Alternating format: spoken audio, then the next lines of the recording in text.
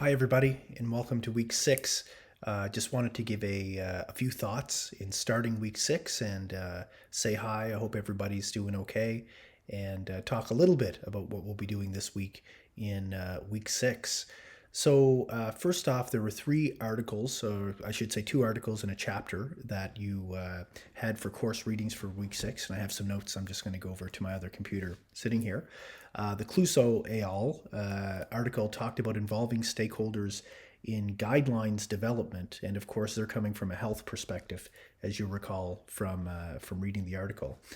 They gave some reasons for engaging stakeholders, thought about when to best engage them, talked about how they could be involved, effectively, and even considered who to exclude. So they were coming from a health field in looking at guideline development and how to involve stakeholders in that. Enright and Borns focused on grant making and how to start engaging the grantees, the people who are receiving the grants from these philanthropic organizations. I'm sure I did not pronounce that correctly. They discussed how to get better results from engaging directly with the community that one seeks to serve, not make decisions on their behalf. So that was the second reading. The third reading, of course, was the chapter from Leslie, chapter 5, which mostly focused on how to be an effective facilitator. There were a lot of strategies that were described in how to do this. She talked about appreciative inquiry. She talked about World Cafe and a number of other strategies as well. I think there were a lot of connections between the Leslie chapter 5 and what we talked about last week surrounding trust, because trust was certainly a big theme in terms of being an effective facilitator. So there's two DQs, of course, for this week. The first one says, and I'm not reading the whole piece, it's kind of long, but here's the question at the end. Excuse me. Identify the actions, strategies, and/or organizational structures that would be required in your organization to establish and maintain an effective stakeholder engagement strategy. So, in other words, how would you actually either, number one, get a stakeholder engagement strategy up and running in your organization? That's another way to phrase the question. Or, if there's already one there, how could you improve it?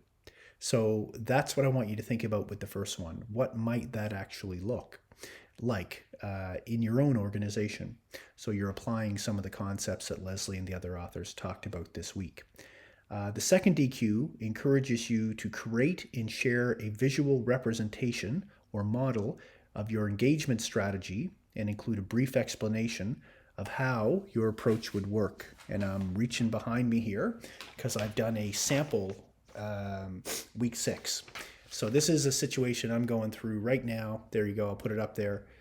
What's happening is we're changing a grade configuration of a few schools within the region I'm executive director of. So I must admit part of my strategy is one way because frankly, the school's full. We need to switch some grade configurations from one school to another. So I do concede right from the start that there is going to be some one-way communication where we're just going to say, the building's full, we need to move kids, here's where we have to move them because we have room in this particular other school. So there is an element of one-way communication there. I wish there wasn't, but that's where we are. The two-way piece that I'm thinking about for stakeholder engagement will come in with the capital infusion. In other words, some money that we have to fix up the school we're moving more students to. So I've drawn out how I would like to involve staff, parents, and students in those decisions around exactly how we use the capital funding. So if I were to do DQ2, I'd probably take a picture of this on my phone, paste it. I know it's kind of messy, but no big deal. And then I would describe how I would actually enact this model, especially the two-way piece, and involve people in that process. So I show you this piece of paper to say don't panic too much about DQ2 in showing a model. You can simply just literally by hand draft something up. It's more about your explanation of it than how the model actually looks. So please don't spend too much time on creating visual representations. I'm going to tell you, by Tuesday or Wednesday of this week, I will have for you, because in week 7, of course, we have our final assignment, a detailed explanation of that in addition to what's posted in week 7.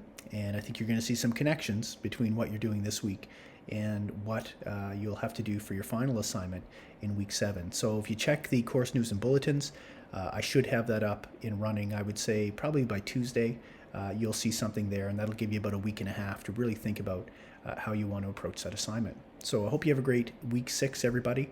All the best to you, and take care, and we'll talk soon.